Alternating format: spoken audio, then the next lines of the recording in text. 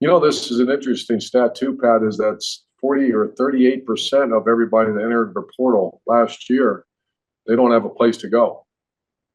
Right. And it's like Nico, the quarterback that so talented. He didn't have a great year, but he's as talented quarterback as I've ever seen. And here he makes a decision to leave a team that made it to the playoff, an SEC team that averages over 100,000 people per game, that has an incredible network system, Tennessee. You say Tennessee, and okay, that's Tennessee. And I think they won 10 or 11 games, whatever it was. And he's waking up at UCLA now for less money than he had. That's going to be one of those conversations, I think. Hey, Dad, why'd we do that? Another Duly Noted podcast comes to you from the Coach's Podcast Room at Spurrier's Gridiron Grill in Celebration Point. Okay, welcome into another edition of another Duly Noted podcast presented by Titan MRI and Imaging and coming to you from the Meldon Law Gator Studios. This is Memorial Day, and I am not here, believe it or not. It looks like I'm here, but I'm not. I am in Volcano Beach at my sister's house having a great time with my family. So we wanted to give you something for this day, and mainly, though, let's just stop right here and say, let's remember why Memorial Day is there. It's not just so you can have fun, shoot off fireworks, stuff like that. It is to remember all the people who have given their lives. It's not even just them. It's people who've come back with PTSD or other things that are wrong with them or legs blown off. Anybody who served. Memorial Day it's important. And I know that everybody feels that way out there. But if it's a Tuesday and you said, hey, did Dooley do a podcast yesterday? Well, it's a question you could go either way on. I did one. I just didn't do it yesterday. So anyway, I do want to make sure that we thank all of our great sponsors because they're the reason that we have been so successful with this show. And obviously, at the top is my man Joe Calorio at Titan MRI and Imaging. Does such a great job. I remember when I called him and said, hey, I'm going to start this new podcast with Freddie Weeby's group. And he says, whatever you're doing, I'm supporting. And I said, well, wow, it's nice to have a friend like that. Meldon Law has been unbelievable, as you know. Royal Blue to come on when they did. All the other ones, Campus USA, Hesser and Kipke. Hesser and Kipke's become really good friends with Ken and Jennifer. BMI TeleMed was just talking to them the other day about getting some stuff done. In fact, I got a new shipment coming in. Adams, of course, we all know that. Leonardo's great job that they do. Hugh, Cain, Allstate. Ironwood Golf Course. Doris Shakow Insurance, this, that, and the other, and of course, Ballyhoo Grill, the Swamp, all of our great sponsors. Leonardo's Tequila. Did I say it right that time? What did I say the last time? Leonardo's? Los Leonardo's Tequila. They have been a great friend, and I hope you guys enjoy that commercial. That commercial's pretty funny. I like that commercial that we do show. And, of course, the Quarterback Club, Gallo Car Wash, all of our great sponsors that we really appreciate. Christine and Steve Wendig bringing us a circle for softball. And we got to keep that going because softball, hopefully, is still playing. Now, again, when you listen to this Monday, you may go, oh, they got beat by Georgia. No, they didn't. They won, I promise you. So I just want to make sure we thanked all our sponsors and made sure everybody understood that it's Memorial Day, so we're not here.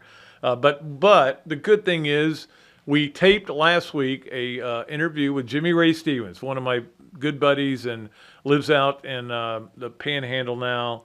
And, of course, is retired as a coach, but big part of Florida's success, during that run of 5 SEC championships, was a player at Florida. And, of course, went on to coach in high school, coach Danny Werfel High School. So, anyway, that interview is going to come up in just a minute. And then we're going to run a couple of interviews we did recently. I think it's probably going to be Urban and CI. Those were great interviews. I think people seem to enjoy those. And just to give you something to talk about, when we come back on Thursday, we will have a poll for the Leonardo's at Millhopper quick pick. So there will not be a chance to get in here. We'll do it when we come back Thursday. I guess we could give somebody a chance to win something, but I just can't think of anything that'll still be going on where I won't know the winners. So, we've got a lot of good qualifiers. We gave you one more chance on Monday and another one on Thursday. So we'll make that pull on next Thursday. You guys I'm just complicating things. All I know is I'm laying in a pool right now with a beer in my hand. That's a good thing. And thanks to Zach, too, for Zach's had to go through a lot of crap to deal with me today to get all this stuff done. But, all right, we'll take a break. When we come back, we'll have Jimmy Ray Stevens on, and appreciate you guys. I do want to say this, too. I really appreciate all of you, the people who respond, who get into the contest, who talk to me, come back to me and say, hey, you did this wrong. Yeah, like the guy who said I mispronounced Los Leonardos because I'm sometimes I get goofy. But no, a lot of people who really seem to enjoy this podcast. The numbers are great. We appreciate you, man. Stay with us. We're going to keep it going. Look, it's coming up to the dog days of summer, but we still got a lot of stuff doing, and we will come up with some special things in the summer that'll make it worth flipping us on or flipping us off. Either way, we're here for you. Well, we'll take this break. We'll come back with Jimmy Ray Stevens on another duly noted podcast presented by Titan MRI and Imaging from the Meldon Law Gator Studios. Hey, let's talk about something that's been a real game changer for many people, including me. BMI TeleMed is one of our sponsors. They're the weight loss specialists and can help you tackle that stubborn belly fat. The kind that usually creeps up once you hit your 40s. Bob Parado and Charlie Gonzalez, 2 UF-trained pharmacists, work with their medical director to prescribe and deliver the same meds that helped me lose 50 pounds. Yep, 50 pounds. That belly fat, it's not just about looks. It's unhealthy and makes you feel sluggish. Now is the time to do something about it before football season rolls around again. If you're anywhere in Florida, BMI TeleMed, simple online telehealth platform makes it easy. Your weight loss meds get delivered right to your door fast. From my experience, you feel full sooner, eat less, but can keep enjoying the foods that you love, just in smaller portions. Plus, it helps with blood sugar and cravings. Do yourself a favor, head to bmitelemed.com to set up a free private consultation. No obligations, no contracts. These Gators know their stuff. You'll look better, feel better, and be healthier. Visit bmitelemed.com today. Titan MRI, North Central Florida's premier independent diagnostic testing MRI facility. At Titan MRI, we're focused on you, the patient, having a great customer experience. Our MRI equipment is modern and 75% quieter than any unit in its class. And our MRI unit has one of the largest openings of any of the newer high-strength MRI units, which allows comfortable scanning for potential claustrophobic and larger patients. At Titan MRI, we look forward to serving you. Okay, welcome back to another duly noted podcast presented by Titan MRI and Imaging, coming to you from the Meldon Law Gator Studios. It's great to bring in an old friend of mine, James Ray Stevens, who is joining us from the beach over there. Are you in Panama City or Fort Walton, or which one of those destined areas are you in? We live in Freeport, which is directly between Fort Walton Beach and Panama City Beach. Gotcha. Grayton Beach is the beach that we attend. Yeah, well, I was going to say, I bet you're at the beach a lot, working on your tan. I know that. Yeah, we hit it a couple of times a week, weather permitting. Yeah, it's been a lot. It's been great. I want to talk to you about a lot of things. One of them is a lot of people don't even know that you were a player at Florida, and I remember you as a tight end. Obviously a blocking tight end, but you caught some passes too. Yeah, it was an interesting career. I started at 3 different positions in 3 seasons. Center, a sophomore year, linebacker as a junior, and tight end as a senior. And made second team all conference at 2 of those positions. Wow, that's pretty good. Yeah, it helps me as a coach. See the game at different angles. No doubt about it. And of course, everybody knows what you were able to do here at Florida, and as an offensive line coach, and won. Would you win 5 SECs when you're here? How many rings do you have now?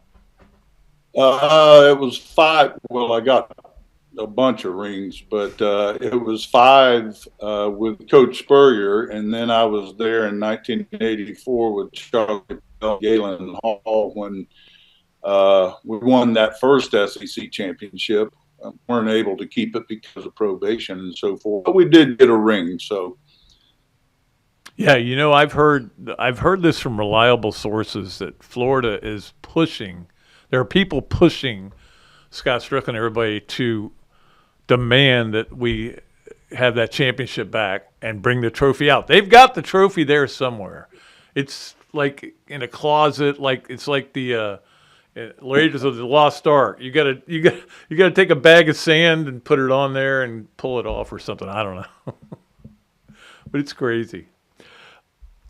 Yeah, that was quite a year. Pretty amazing. Yeah, it was. But I did want to go back to when you were, and I was talking to Coach Spurrier about this before, how when you were coaching Danny Werfel at Fort Walton, and of course you guys won the state championship. I was at that game. I covered it at Florida Field, and Coach was at that game as well. And he was talking about how Danny, that guy looks like he's shot put. Then the game starts, and it's like, whoo, whoo, whoo. And that's the way Danny was. I mean, he just really knew when the lights came on. That's when he was at his best. Yeah, Danny is a tremendously intelligent player, and he, back when I had him in high school, we noticed the throwing motion and tried to change it to get more velocity and so forth, and the ball started flying around, and I said, you know what, if it ain't broke, don't fix it. And, he was very accurate, and he was smart enough to understand the timing of routes. And if it was a deeper route, he would shorten his drop a little bit to get it out earlier, so the timing of the ball and the receiver, would match. But he was a special player, a natural leader. What were you thinking during that '96 game in Tallahassee when he was getting beat up so bad? Well, things people don't realize is both of our starting tackles were out during that game. And we had 2 redshirt freshmen playing tackles, and we were, changing up our techniques and so forth, trying to give them a different look. But their defensive ends were both All-Americans, I think Boulware and Wilson. Right. And, just got a lot of the late hits. And, like they always said at FSU, we play to the echo of the whistle, which, so be it. Yeah. Well, I mean, you coached at Tennessee, right? So, I mean, that was a rivalry coaching job there. Yeah, that was a strange deal. I played for Doug Dickey, and my first 2 years of coaching was with Doug Dickey at Florida. And we used to hear a lot of the old Tennessee axioms. And when I went to Tennessee with Coach Fulmer, I kept hearing a lot of the same things, that came out of that program. And General Nealon is the guy who, did all that. But it was a really different kind of job because they were our big rivals. And, it was, you're loyal to the paycheck. And, Coach Fulmer was a good guy. It was just a different guy. Coach Spurrier made it fun, the best that we could. And there it was strictly a business. It wasn't a heck of a lot of fun. Well, and I know that's why you went to the Apollos too. That was a good situation for you there as well. Of course, you never know the league folded in the middle of it, but it's still hey, he's still got a trophy here. I can tell you that. He had one made up. Yeah, that was another great experience. I left college football in 2012. My idea was, hey, I'm going to get back to Florida, get close to the beach, get me a high school job, and ride off into the sunset. And so I was the AD and head football coach at Walton High School in Defuniak Springs. And Coach Spurrier called me one day, and said that he had taken the job there, and wanted to know if I'd come and be his offensive line coach. And he knew that I was close to retirement, so the idea was to resign there, go with Coach, get a 3-year contract, and perfect ending to my career. And didn't work out, obviously. After one season, they folded, but that was quite a unique experience. Yeah, I bet it was. I was thinking back to your days as a player, and I swear I have this image in my mind that your picture in the media guide, you were wearing a neck brace in one of them. Now, was that as a linebacker or was that as a tight end?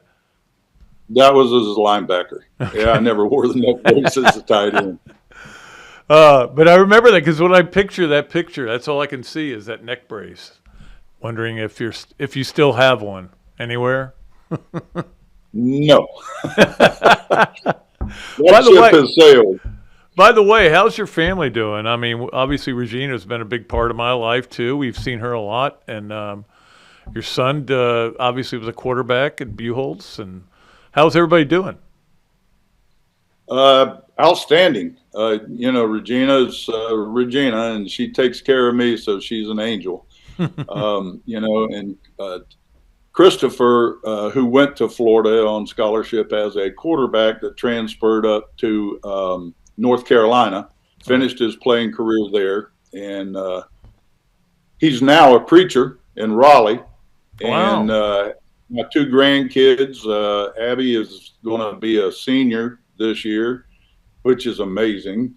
And Noah is going to be a freshman. So, boy, time flies, and they grow up in a hurry. Yeah, I got news for you. We're not going to get younger. So, I mean, we can only go one direction, and we have to just hope that we wake up every morning at this point. What was it like, though, being recruited back when you were recruited? Because weren't you from like the Orlando-ish area, somewhere in there, I remember? Yeah, Eustis, Florida. Eustis, that's right, Eustis. Yeah, that's in Lake County, just north of Orlando. And actually, Robbie Ball and Gerald Loper in my same graduating class had both signed with Florida. I missed 7 games my senior year with a broken ankle. And, we had some business people that called the Florida coaches and said, hey, we got another guy we think can play. But, he was injured. So Don Brown was recruiting me and called and asked me if I played any other sports. Why do I run the 40-yard dash? I said, heck, I don't know. I've never been timed in the 40-yard dash. And I said, I play basketball, and baseball. But he goes, well, when's your next basketball game? I'll come watch you play. So he came down to Eustis, watched me play a basketball game. And after the game, my high school coach came up and said, Don Brown will be back tomorrow and they'll sign you tomorrow. Wow. And I was like, oh, my God, praise the Lord. Were you that good in basketball, or he could see the athleticism? No, just the athleticism, of being able to play 4 sports in high school, multiple sport player, which I think most people like to recruit those people now. Yeah. And it also, the athleticism allowed me to play 3 different positions at Florida. It's kind of unique to play center one year, play linebacker the next year, and tight end your senior year. And I was drafted by the Steelers as a tight end. Yeah, that's like that kid from Penn State, Tyler Warren. You never knew where he was going to line up. But, it's there's no question that your impact on the University of Florida is felt strongly, and, of course, being part of that national championship. But as we were talking earlier, 5 SEC championships. It almost became they're going to win. You're going to win the SEC. But, it's not easy, as we all know. No, the SEC is by far, in my opinion, the best conference in the country and the toughest conference, and getting tougher with all the new additions to it. Yeah. But, it was a great run,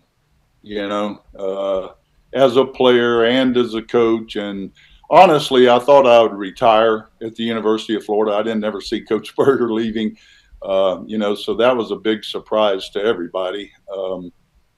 But fortunately, I was able to carry on and get the job at Tennessee and then at Middle Tennessee and so forth. 48 years of coaching football. Wow. And 22 of those years were in college and 26 in high school. So been able to see a lot of things over those years. Yeah, I bet. Certainly a lot of things. It is time for us to play the game, Yes, Nowhere, Maybe, with Jimmy Ray Stevens, legendary coach and player at the University of Florida. And it is brought to you by Big Mill's Cheesesteak Street Dining, done the right way. If you go there and say you listen to this interview, you get free fries with the order. And, of course, he's coming to us on the Big Mill's Cheesesteak Zoom line, too. All right, so yes, nowhere, maybe, Jimmy Ray. Number one, Scott Mitchell was the best offensive lineman you ever coached. I mean, Jeff Mitchell, I'm sorry. I don't know why I said Scott Mitchell was the guy. I wrote down Scott Mitchell, too. He's the guy that played at the quarterback that played with the Dolphins for a while, in the Detroit Lions. Scott Mitchell. Jeff Mitchell. Jeff Mitchell played with the Ravens. Yes, he did. If I'm not mistaken. Yep. No, I tell you, Jeff and Jason Odom, and my goodness, over the years, I've had so many good players, and of course, we in coaching know that players make good coaches. Yeah. And, Jeff, that was a fun group to work with, and I think 14 or 15 of my former players went on to play in the NFL, first round draft choices, All-American guys. One guy that was real special at Tennessee was Michael Munoz, Anthony Munoz's son. Yeah. He had a bad knee, so he never made it in the NFL. But, Donnie Young. There are just so many of those guys that were all conference players back in the day in the 90s. So it'd be very hard to pick out one. I think the late Mo Collins would probably be one of those guys too. He was when he was definitely healthy. He was really he was a road grader, man. Yeah, Mo was an excellent player. Went to the Raiders and kind of ate himself out of a job. He got real heavy, and there was a big article back in the day about the NFL offensive linemen and how everybody's getting bigger and bigger and bigger, and how they tried to keep their weight up or gain weight, and that happened to him, but it got too much. Yeah, I know, and I think they kind of go for slimmer. You need to be bigger. You need to be big, but you got to be a good athlete. Now you can't just be a kind of a blob, out there. All right, number two on yes, no way, or maybe for Jimmy Ray Stevens. There was an expensive cigar waiting for you after the national championship. Yes. I bet there was, man. I bet you were enjoying that one because that night was like the greatest night ever. It really was. The game was over. We went back to the hotel, and my wife, Regina, was going, we got to get out and go to Bourbon Street. We got to do this. We got to celebrate. And I was like, I don't want to get out on Bourbon Street. And there's going to be all those FSU fans, and we're going to be fighting and one thing or another, And she finally got me out. We went down Bourbon Street, and there wasn't an FSU fan to be seen. No, they were not out there. And we had quite an evening. Yeah, I bet you did. It was a lot of fun. All right, and number three on yes, no, where, maybe the record for most players ever drafted, 12 in 1977. You were one of them. That record will never be broken at the University of Florida. 12 players in the same draft. Now, back then, they had 12 rounds, too. Correct, yeah. And that's unique. I didn't really know the answer to that. I didn't know that we had 12 guys, and that is quite a record. And, of course, if they had 12 rounds now, it could be different. But we had some tremendous athletes back in the day and had a lot of speed, Wes Chandler and, a lot of those guys. Ralph Ortega, one of my favorite guys, yes. and Glenn Cameron, both first-round linebackers, both from the same high school in Coral Gables. I love those teams. And your guy, you speaking of guys who ate themselves out of a job, Mark Totten got drafted that year. Remember him?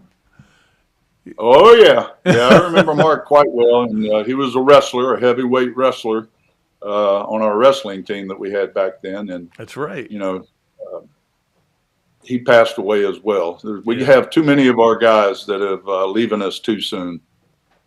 Yeah, that's absolutely right. By the way, my first job in journalism when I came to school here, I worked for Sports Information, was to cover the wrestling team. And so I knew all those guys on the wrestling team. Gary Schneider was the coach. And I would fly off to Tuscaloosa and everything. I thought this was the coolest thing in the world. They gave me a per diem. I said, this is when I knew I wanted to be a sports writer. Yeah, well, you've been a really outstanding one and a close friend. And we really appreciate you coming up and speaking at the Emerald Coast Gator Club here in Destin. You know, it's always good to see you all the time. Yeah, I love those guys up there and love you. And say hey to Regina and appreciate you guys for being friends for so long. And it's going to be fun. I know you're not happy that you're happy you're not a coach now because you wouldn't want to be dealing with NIL and portal. You're exactly right. I felt like I got out of it, you know, kind of foresee things coming down the road and felt like I got out of it just at the right time. And I felt like, you know, after so many years in college, I felt like, you know, the pay scale is different, but I feel like you can make a big difference in the young people's lives as a high school coach more so than in college. And I kind of felt a calling to do that. And so I left college football on my own and wanted to get back here to Florida and get out of Tennessee after 10 years. You know, and so it was a good run. Yeah, I think that hits it right on the head. And we've seen so many coaches get out of the profession, you know, whether it's Krzyzewski or Jay Wright in basketball. All these coaches are saying, I don't know, Saban, I've had enough of this, you know. And I understand that. But I don't know what else we can do about it. Coach, thanks so much for joining us. Hopefully I'll come see you this summer out there in God's country, as I like to call it. It's one of my favorite areas in the world. And we'll see you out there. If you ever want to get up this way, brother, you got a place to stay. No problems. All right, my man. We'll be back with more of another Duly Noted podcast right after this break. Meldon Law has been serving personal injury victims since 1971. In those days, Jeffrey Meldon's presence as an attorney in the music scene dubbed him with the nickname the Hippie Attorney. And although times have changed, two things haven't. Our commitment to bettering our community by helping the injured. Albert, are you ready to go to the game? And our love for the Florida Gators. If you bleed orange and blue, Meldon Law is the firm for you. Adams Rib Company has been a staple of Gainesville for more than a decade and a staple of the Dooley house ever since Kelsey's teeth came in. The first time I walked into Adams, I told my daughter that the green beans are always a test of a great barbecue restaurant, and they were perfect. You know about the ribs that melt in your mouth, and my favorite, the turkey plate. But be sure to go in on Fridays for Nana's Fish Nuggets. They will melt in your mouth. Adams Rib Co., a Gainesville great. Coach, you know, it always impressed me how you beat Florida State to win the 1996 National Championship. And I was really impressed with your 06, 08, and 09 Gator teams. And the way you coached Danny to the Heisman Trophy.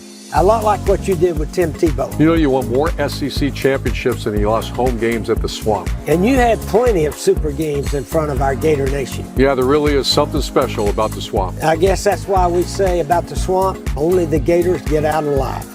To the Swamp and the Gators, with the best beverage served at Spur's Gridiron Grill, 100% agave, Los Landeros tequila, aged in bourbon barrels for a smoother taste. I think you mean Head Beer Coach 1966 lager, a crisp, light, bodied lager for easy drinking. Nope. Los Landeros tequila, smooth enough to drink neat and bold enough to elevate a cocktail. 1966 lager, enjoyed on game days in the fall or whenever you need a winning cold brew. Los Landeros Tequila. 1966 lager. Los Landeros. 1966 lager. Y'all stop bickering. Okay, you're both wrong anyway. The best thing Spurrier's Gridiron Grill offers are Jerry's famous chocolate chip cookies.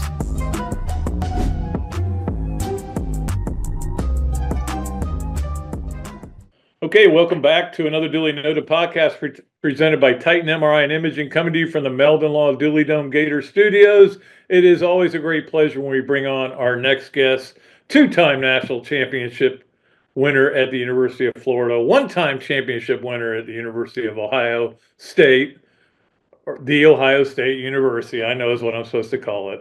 Urban Meyer joins us. Herb, how are you, man? I'm good, Pat. I'm actually great. I'm doing great, and good to see you.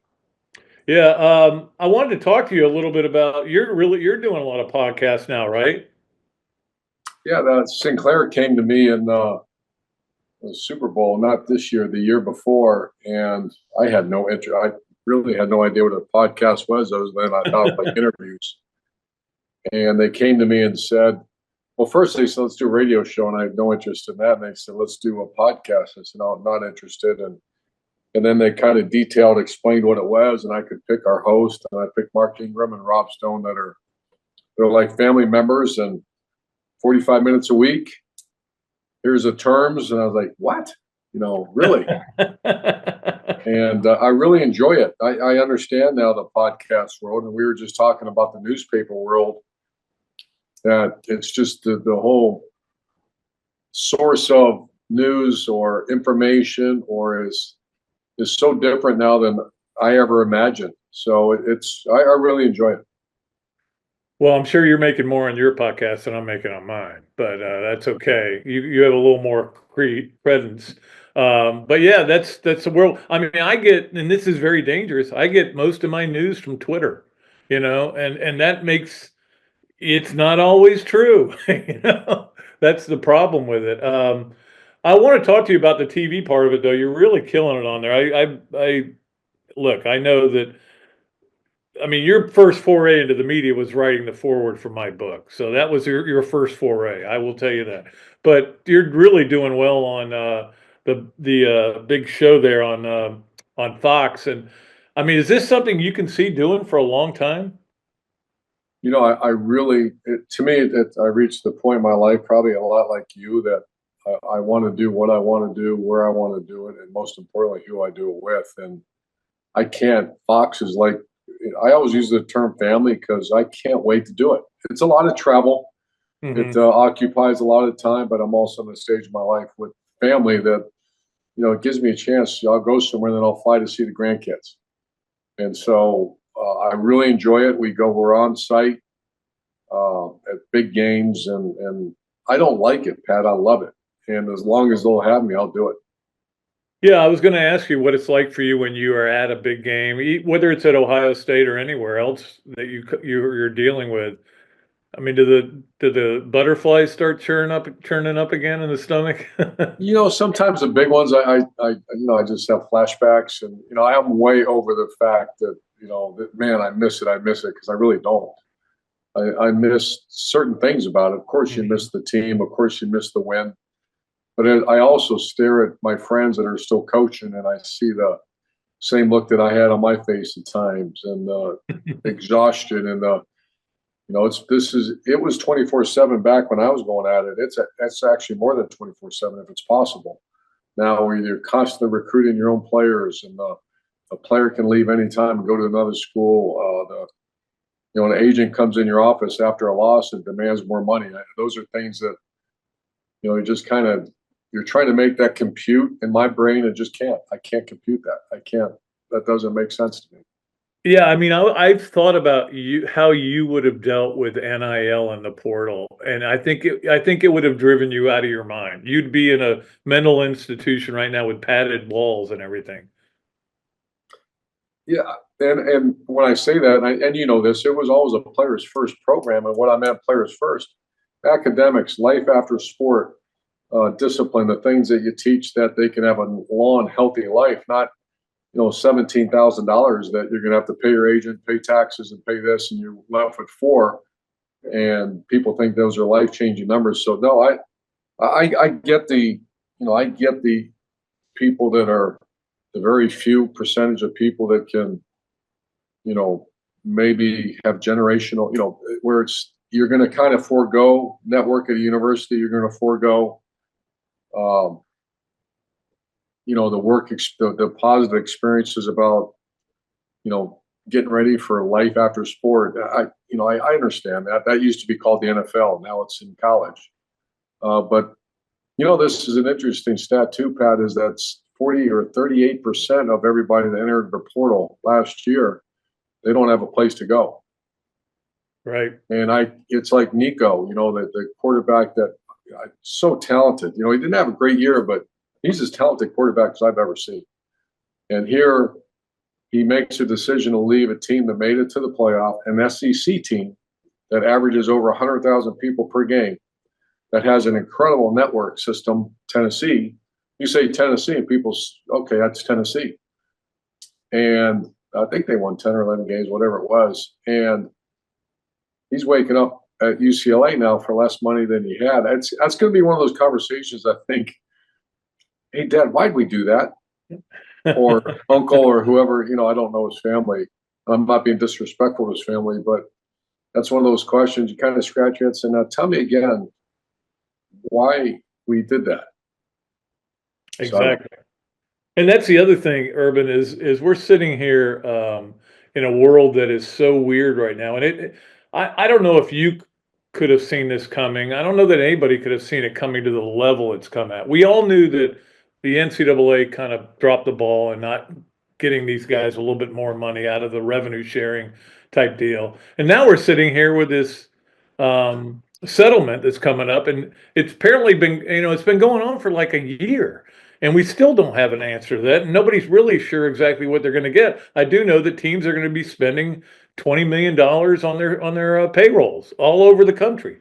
Yeah, the NCAA and when you say NCAA, it's member institutions. Yeah.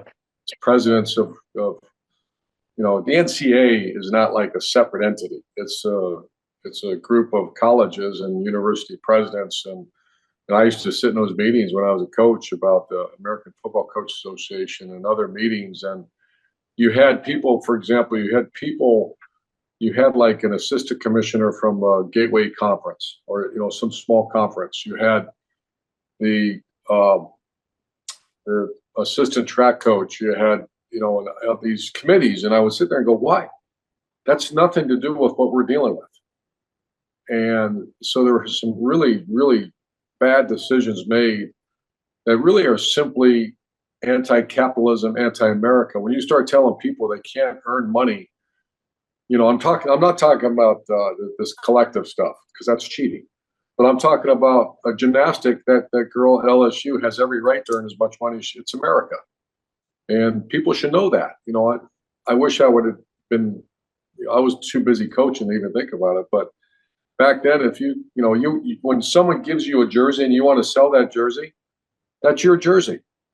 You're allowed to do that. If you're allowed to make money on Instagram, you're allowed to make money if Sarasota Ford wants to hire DJ Legua as a spokesperson to help him sell cars or come sign autographs on a Sunday in the spring. He's allowed to do that. I never understood the whole principle. You can't have a sandwich. You can't do this. You can't do that.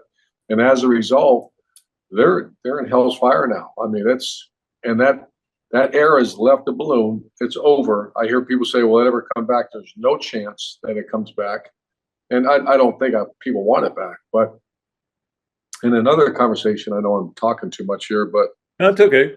Is when they say we have to get control of this, it's all you can't get control, because if you want, we're like Major League Baseball.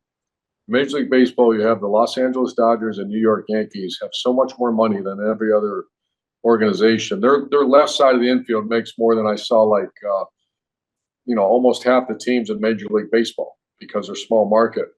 The Dodgers could care less about the A's or the Reds or the Pirates. They don't care. And I can tell you, after sitting in meetings at University of Florida, Ohio State doesn't really care much about Texas Tech and Memphis State, and because they have an obligation, they got to support 36 sports of their own, and they have to answer to the board of trustees. And so I don't see it changing. I see it is as it is. Yeah, no, I agree with you on that, and that's part of the problem. But I mean, look, it is what it is. I will say this, and maybe, I mean, you're around these people. I'm not around people anymore.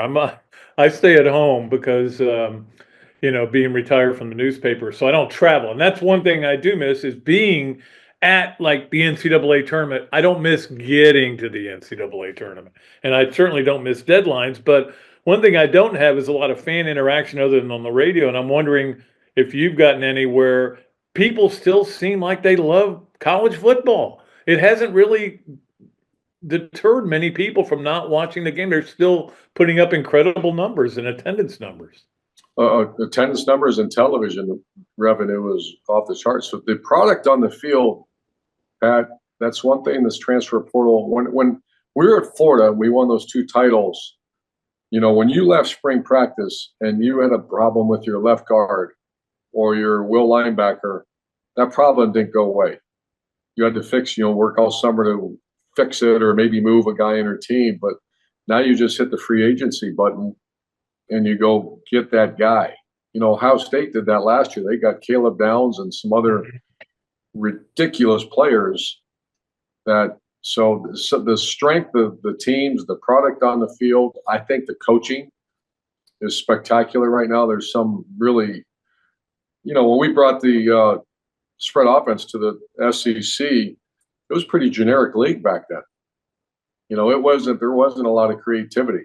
I'd like to think that our staff kind of helped change the SEC with some creativity and, running a different style of offense. But you see a lot of, in a long way of saying that the product on the field is excellent.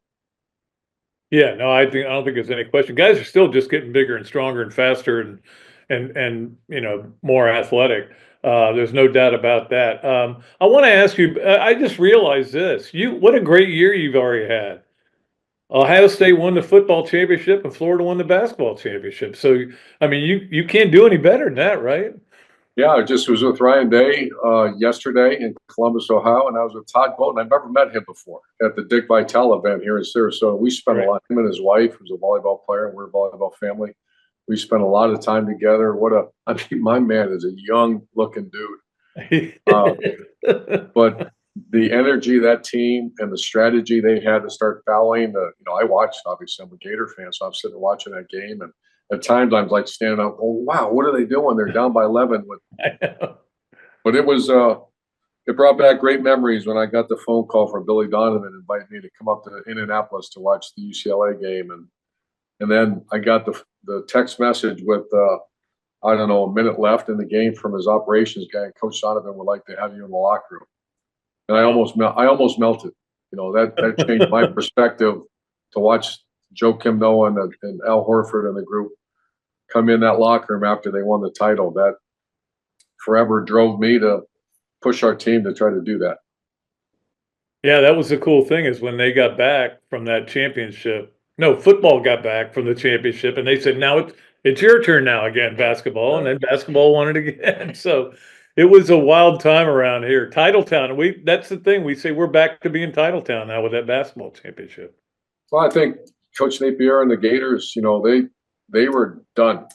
They were. Yeah. It was the casket was being lowered, and that team. I don't know Coach Napier very well. Got a lot of respect for him, and I don't know the team that well because we just don't cover the SEC. I'm kind of hearing we might, and Big Noon might go into the ACC, SEC because we have Mark Ingram and all that. But when you saw certain teams crumble, somehow the culture of that team and staff and leaders on the team rallied up with some big wins.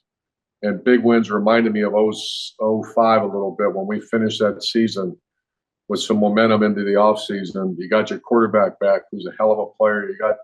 I know they did some good things in the portal, I've heard, because I kind of follow them now. This is shaping up for a nice run for the Gators. Yeah, I think they have their best roster since like 2012. Muschamp's second year, they won 11 games. That was a great roster. But as Billy Napier knows, how difficult it is to be the coach at Florida. It's not easy. It caused you some health issues and everything. So I'm just wondering how, now that you look back on that time, do you remember it with great fondness, or man, I remember that time I was texting in church. That was too much. I do. I mean, I have, and the good thing is that I'm surrounded by a lot of Gators and Gator fans, and the way that Urban Meyer left Florida is something that I can't change. It's heartbreaking, but it's also my life. It was always, it is what it is. I look back now, I was not in good shape. I look back now, I had to do that to get myself healthy again, because it was awful. And I'm also at peace with the fact that as a Gator, if someone wants to come knock on my door and say, "Man, Coach, I just wish you guys would work a little harder for Florida." That's a fight you're not going to win. That's going to have a bad ending. If they said, "Coach, I wish you would have stayed a few more years," and I say, I get that. I get that. Or someone says, you left the program a mess or something. I heard that, and I'm like, you just told me that one of the best rosters they've ever had in college football, the Gators, was a year after we left. They had great players everywhere. So I think all that has kind of moved on, and I know it's certainly moved on in my heart, other than the fact that I look back now and I still have great relationships with a lot of those players. I just was with Tebow the other day. I talk to Spikes all the time, and I'll never forget those great moments. And I thought Swamp Kings was outstanding. I thought someone say, "Well, there's not." I was like, "Shut up! You shut up! You sound like the Orlando Sentinel." Enjoy the moment, man. I mean, we had some players do some stupid things. That makes, we're one of the, look at what's happening now in a certain I mean, it happens all the time. So shut up. Enjoy the greatness of some great players that were phenomenal for the University of Florida in one of the greatest runs in college football history. Yeah, well, as the star of it myself, I just wanted to agree with you on that. We're going to have Phil Troutwine on here in a couple weeks, which is always great to talk to Phil.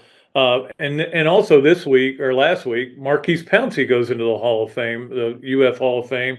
I'm surprised it took that long. I think he's in that argument for best offensive lineman ever at Florida, with Lomas Brown, who was way before your time, but I saw him play. To me, Lomas Brown, Marquise Pouncey are the only two in the argument. And his brother's not far behind, but he was so advanced. Marquise, if you remember, came in and started. Right. And I remember getting ready for him to go to LSU and play against Dorsey.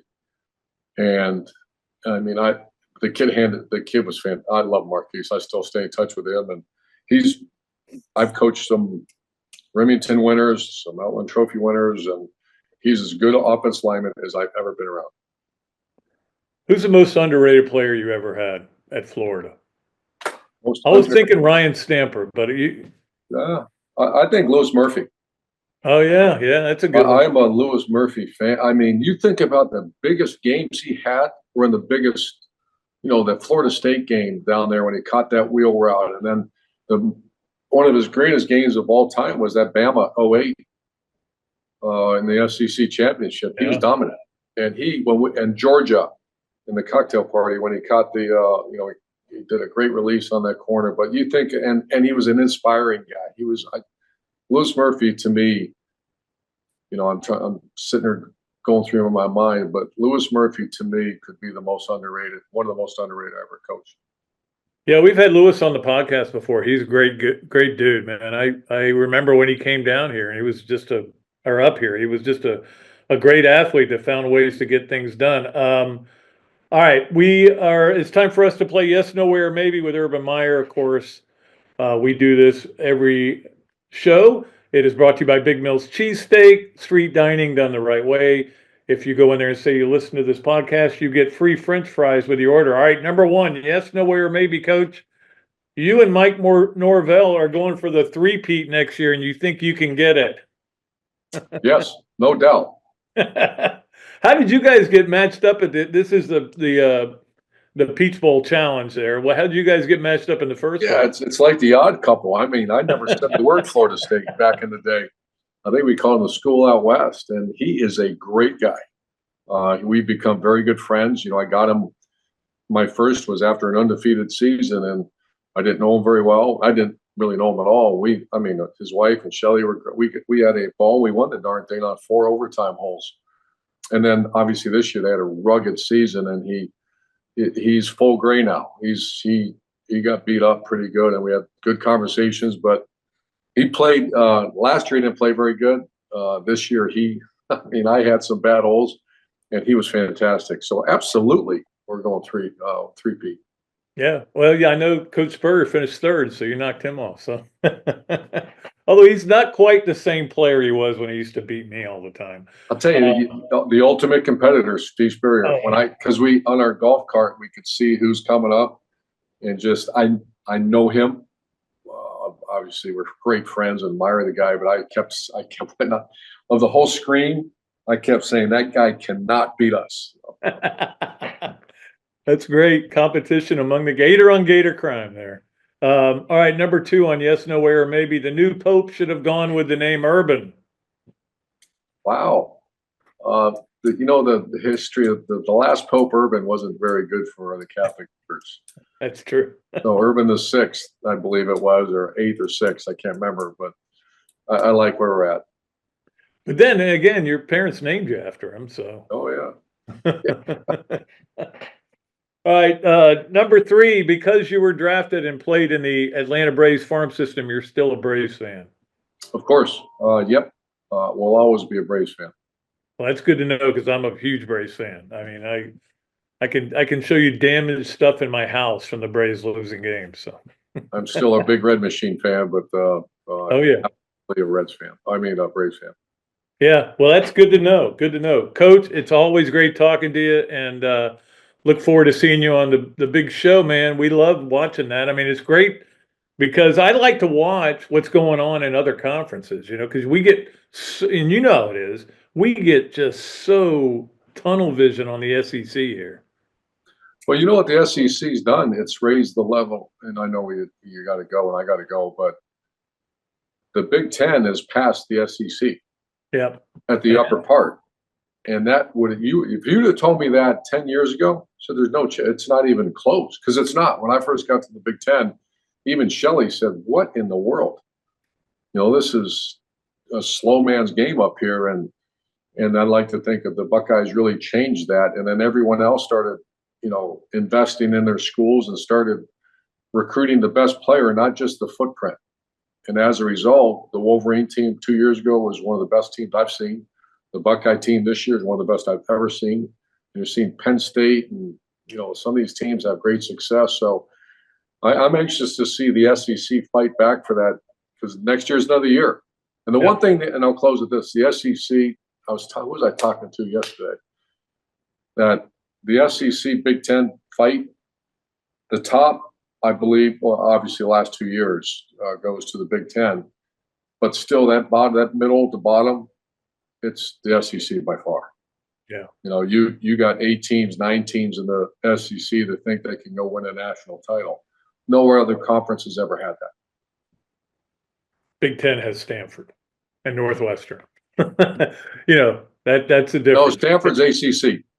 That's right. Golly, I mean, which makes a lot of sense, man. Stanford's in the ACC. That makes a lot of sense. Big rivalry, Arizona State, Cal, and Cal. Maybe you say Arizona State, FSU, or something. So it's weird.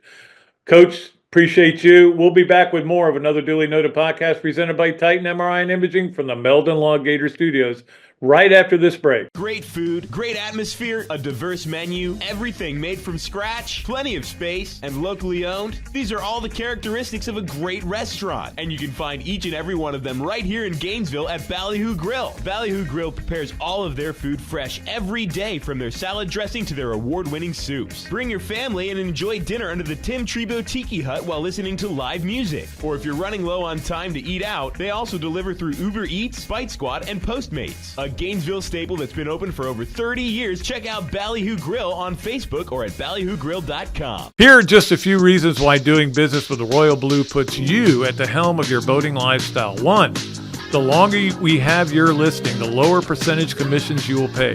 2, survey reimbursement for qualified buyers. 3, detail reimbursement for qualified sellers. 4, on-the-water delivery orientation availability. Call us today to schedule a consultation to see what Royal Blue can do to solve all of your boating needs.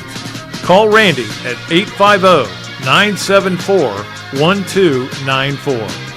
Great food, great atmosphere, a diverse menu, everything made from scratch, plenty of space, and locally owned. These are all the characteristics of a great restaurant, and you can find each and every one of them right here in Gainesville at Ballyhoo Grill. Ballyhoo Grill prepares all of their food fresh every day, from their salad dressing to their award-winning soups. Bring your family and enjoy dinner under the Tim Trebo Tiki Hut while listening to live music. Or if you're running low on time to eat out, they also deliver through Uber Eats, Spite Squad, and Postmates. A Gainesville staple that's been open for over 30 years. Check out Ballyhoo Grill on Facebook or at ballyhoogrill.com. Okay, welcome back to another duly noted podcast presented by Titan MRI and Imaging, coming to you from the Meldon Law Gator Studios here at the Ponderosa. It is a great pleasure to bring in one of my favorite players of all time, and certainly one of my favorite coaches of all time, Cornelius Ingram.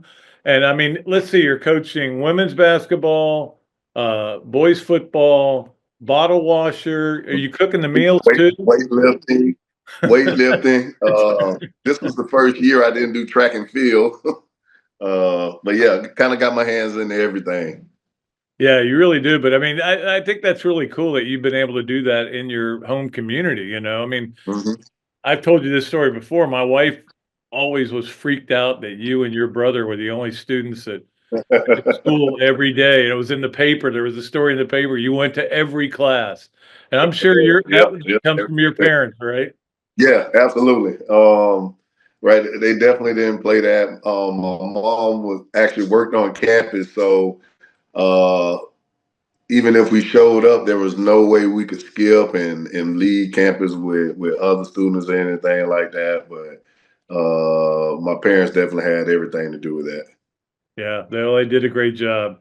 What about, let's just talk a little bit about your coaching. And I wanted to talk about you as a player too, but your coaching, it's, I mean, you stay busy with it all the time. It's got to be a lot of fun though, to see all that success that you've had, you know, and just the immediate gratification that comes with that. Yeah. Right. It's truly a blessing, Pat. I was just talking with someone the other day, and they asked me how did I get into coaching, and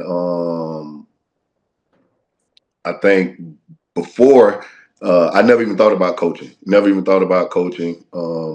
Our school was struggling. It was a D-letter grade school, and our principal approached me about being the head football coach, right? And you talk about a job not being attractive. Right, the account was in the negative. I think there were maybe 15 guys on the football team. The 3 seasons before I took over, I think it was maybe 1 win in those 3 seasons, maybe two. But right, the program was in a bad spot. The school was in a bad spot academically, and right, kind of just took a leap of faith and took the head coaching job. And kind of had my hands involved in other sports as well. And then definitely don't want to make it about myself. I formed a really good coaching staff around me going into it. And we've been able to help young women, young men develop not only as athletes, but as human beings as well. And probably, you know, the cherry on top for me, you kind of said it earlier, right? I get to do it in my community where I grew up. All of the people that I know. So through athletics, through academics, we've been able to give our town and our community a lot of hope.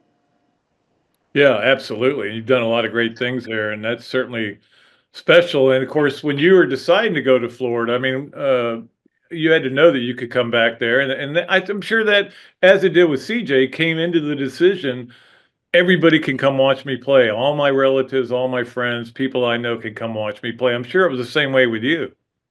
Same way. Yep, the same exact way with me. I wanted to be close to home. Of course, I was in love with the University of Florida, and you know, I think about some of those times when I was in college, and a lot of guys who I played with were from other states. Right? They would come home with me to get a home cooked meal.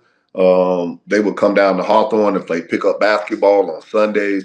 So it was a lot. No, not only was it helpful for me, but there's a lot of other guys transitioning from, you know, being away from their families and, you know, didn't really know how to deal with it. So a lot of them also attended church with me. So just, you know, giving them an outlet, even though they're not home, trying to give them that home feel, made it comfortable for them while they were at the UF.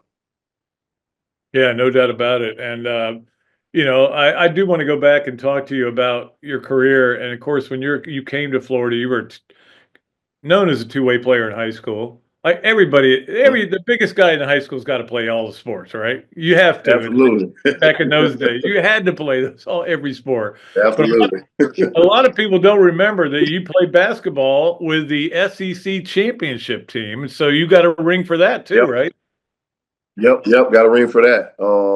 Of course, you know, I was, you know, in the same recruiting class with the guys, Torian, Al, Joe, and Corey Brewer. I knew all those guys coming out of high school through AAU travel ball. Chris Richards was actually on the team the year before I got to Florida, but he was kind of like my best friend, and we played AAU ball together. So, you know, that time was special for me. I often tell people like some of the, you know, plays I've learned from Billy Donovan at that time. I use it right now with my girls basketball team. Know how to run a practice. A lot of the things that I learned that basketball season with Billy Donovan, I use it with my girls, and right, I also implement some of the things my older brother would do with his boys basketball team, and they've had a lot of success. But it was still a special moment for me. Right, I was able to play in games. I was able to, you know, have that opportunity to witness, you know, playing in the SEC championship or being around it. So the following years when they won it all, right, of course, not myself, but everyone was like, man, you stopped playing basketball a little too soon. And then, of course, they went on and won 2 back-to-back, but luckily we were able to get 2 in football. You know, that is really kind of interesting. I hadn't even thought about that. How you got to play for Billy Donovan and Urban Meyer, and you took everything, and that is one reason you are a successful coach. Yep. Because you sponged it all up. Yep. Yep, sponged a lot from those guys. When I was drafted into the NFL, of course, I was under Andy Reid. So there's some offensive plays I learned from him. Of course, offensive plays I learned from Coach Meyer. And I can remember when I first got the head coaching job, I hadn't spoken to Urban Meyer probably maybe like 2 or 3 years. He reached out the first day that it was in the media, and I went over and I had lunch with him. He had the lake house in Melrose, and probably one of the first things he said was, "Whatever you do,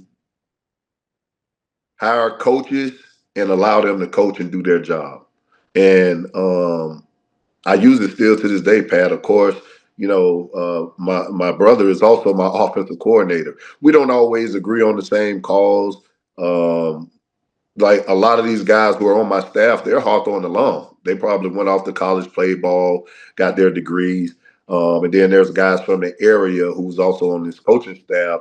But we don't always agree on Friday nights, right? But never have I turned around and you know, disrespected these guys in front of our team, because I feel like if there's division amongst the coaches, there's going to be division in the locker room. And these kids watch everything you do. So I respect them as men, but I've been blessed and fortunate enough to play for some great coaches, probably Hall of Fame coaches, and I've been able to use a lot of the things that I learned from them with my programs. I want to ask you about your son, obviously about to become a Gator. I guess he's probably on campus now, isn't he? Or getting ready to come on campus. Monday. Yep. Yeah. Yep. And I mean, we're excited about it. I mean, we always love Yep. legacies, but especially because I've known you for a long time, it's really cool that he's going to be there. What's it going to be like for you, though, because you have high school football games on Friday night, and they're going to have some football, road basketball games. I don't know if you're going to be able to get them all. I'll attend. I'll attend as many as possible. And again, through my coaching career, I've had some success. So there's been job offers not only for bigger high schools out of the state, but also I could have started my college coaching career maybe 4 or 5 years ago. But even now, I wanted to continue to coach football because my schedules are still a little bit more flexible than a college coach. So I'll attend as many games as possible. But CJ, he's one of those guys. He knows I'm always watching. I'm always pulling for him, and he'll definitely be fine. But I'll definitely be at a lot of the games, especially when we don't have a football game. Yeah, you do have cable. I mean, you can watch. Yeah, absolutely.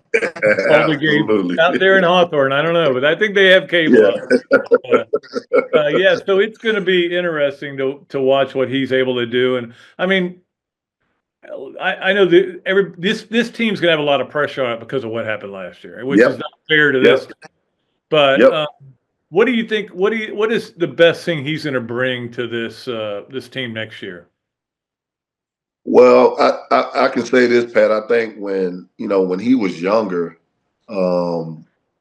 we would do a lot of one-on-one workouts, and in those workouts, right, I'm saying a lot of things to push certain buttons to see how he would react.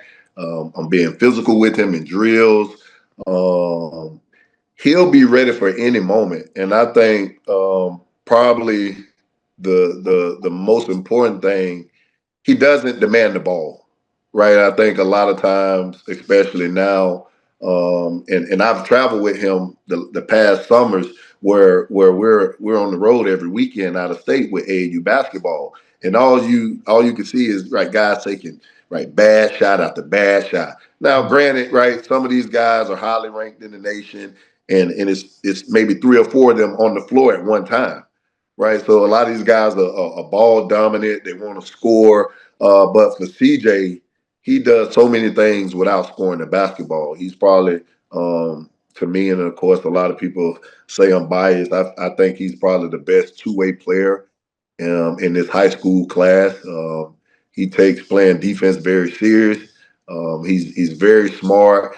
He can offensive rebound and push the ball up the floor because he's a guard or a wing. And he's a great passer. So all of these things, you're doing without, putting pressure on yourself on scoring the ball. And that's hard to do. That's a talent. And a lot of people don't understand that, right? You have guys jacking up shots and they never go in, right? You're just not a natural scorer sometimes, right? And that's just what it is. But for him, he can score the ball, but that's not the most important thing to him. He's going to make all the little plays to help win games. And I think that'll help get him on the floor early.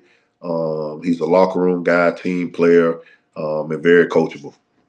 Well, he sounds like a perfect Todd Golden player because that's what Todd asked for. Guys that can, what do you do when you don't have the ball? What do you do? We're telling you to do. Do you get open? Do you go off screens to get it in your hands? So that'll be great. What was that recruiting process like for you? Because you didn't want to. Nobody wants to push their kid anywhere. Okay, you want to make your decision. Yep. Great question. So he took his visit almost around this time, maybe early June last summer, and it was right before all the other offers started coming up. And I remember being on the visit. I could see him interacting with the coaches. And once we were finished, I think the second day, Pat, he was ready to commit. So I was like, whoa, like you sure you don't want to go on other visits? And right before then, like I said, Florida offered him that weekend. So now I think maybe the next 2 or 3 weeks, he blows completely up. He blows up, right? Kansas, right? Georgetown, Texas A&M, all these schools offering him, Michigan. And now, right, times are a little different. And I asked him, I was like, yo, you want to go on any visits? Kid you not, he said no.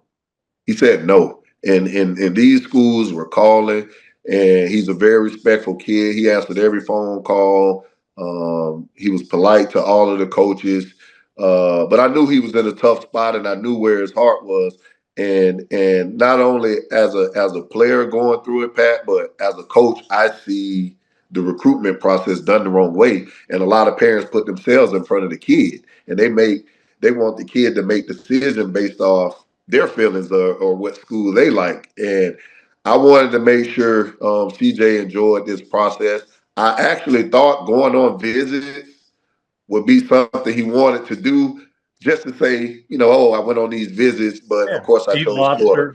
Florida. No, yeah. It was the University of Florida was the only visit he took. He knew when we were on the visit. So we didn't go any places, which was totally fine with me. Of course, I wanted him to be a Gator, but I wanted him to also enjoy the process and make this decision on his own. And it came natural for him. And that's probably the biggest blessing for me. I didn't have to, twist his arm or say, these were my experiences there. This is what can happen over there. He went through that process, and that process was just being at UF on his own. And of course, I was happy with the decision. All right, it is time to play. Of course, Cornelius Ingram's coming to you on the Big Mills Cheesesteak Zoom line. It's time to play yes, no, way, or maybe with him. I have one other question though. So when CJ gets done with Florida, when he's done playing, that's when you take a college job. I'm not gonna say yes to that, but I mean it is hard. I gotta say it is hard. A lot of people has recognized the great work that we've been able to do here, and of course, my players here, former players here, and it feels great to be appreciated, of course. Yeah.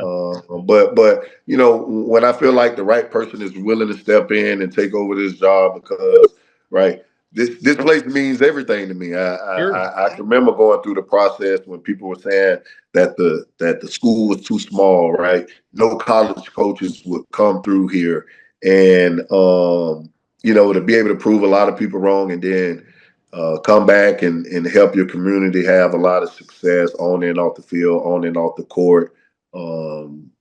That's priceless, man. You can't put a price tag on it. I remember when there were weeds growing in the stadium. So when I used to drive by. Yeah, it was bad. It was really bad. All right, let's play yes, nowhere, maybe with Cornelius Ingram, brought to you by Big Mills Cheesesteak. Street dining done the right way. Go in there and say you listened to this podcast or watched it, and you get free French fries with your order at Big Mills Cheesesteak. We appreciate Keith Miller over there. Okay, number one, you can still handle CJ inside.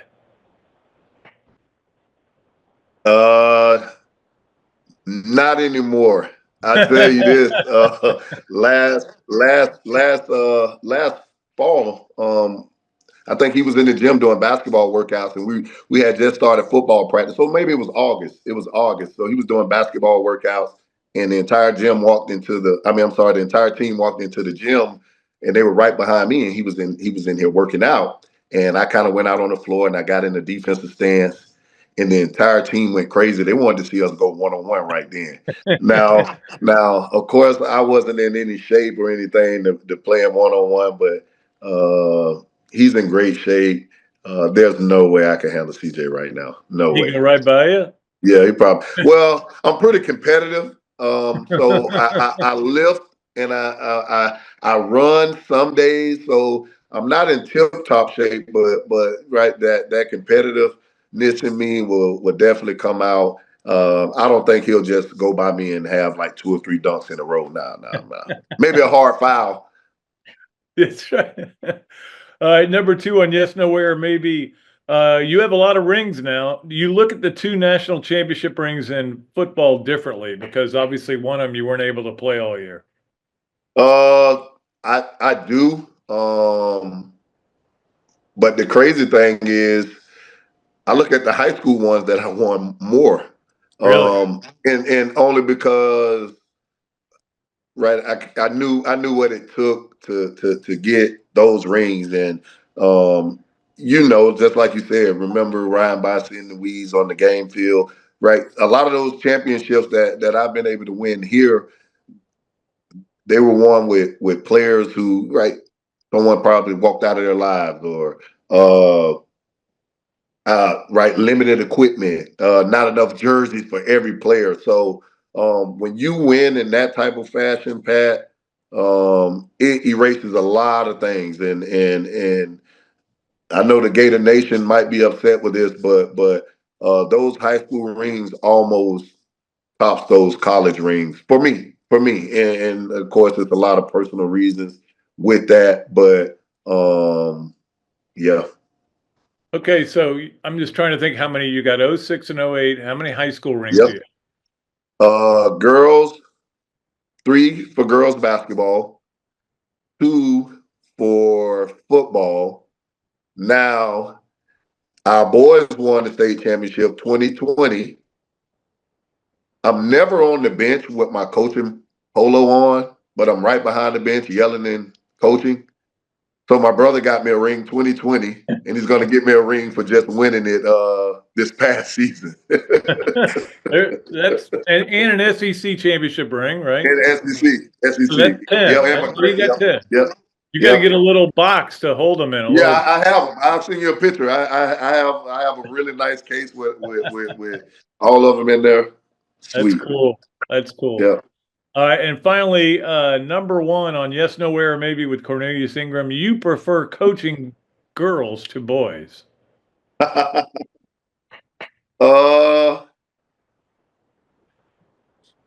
Maybe. Right, because sometimes they do what they're told, girls, right? Yeah. The girls, they think that they're the boss. I will say this with my girls, they're around me year round. Like I've mentioned before, most of the time they're my water girls for the football team. But these guys will sometimes, right, if I get on them at practice, right, the next day they're scared to walk by my office. Right, the girls, if I get on to them, right, they'll come by, they'll speak 3-4 times a day. Right. And I don't know, the boys, they take it personal. They don't get out of their feelings as fast as the girls. But being able to coach both of them here, dream come true. Well, it's a dream come true to have you on the show, CI. We love having you, man. It's great to see your success, and I cannot wait to watch your son play basketball this year. I know that it was fun for you this year watching your future. Yep. I mean, you were a Gator either way, but I mean, the fact that your son was getting ready to go play, that had to be fun. All right, that's going to do it for our time with CI. Thanks again, Cornelius. Thanks to Zach for doing the great job he always does. Again, we'll be back with you Thursday with another show. I am Pat. We are deep. We are way back, and we are out of here.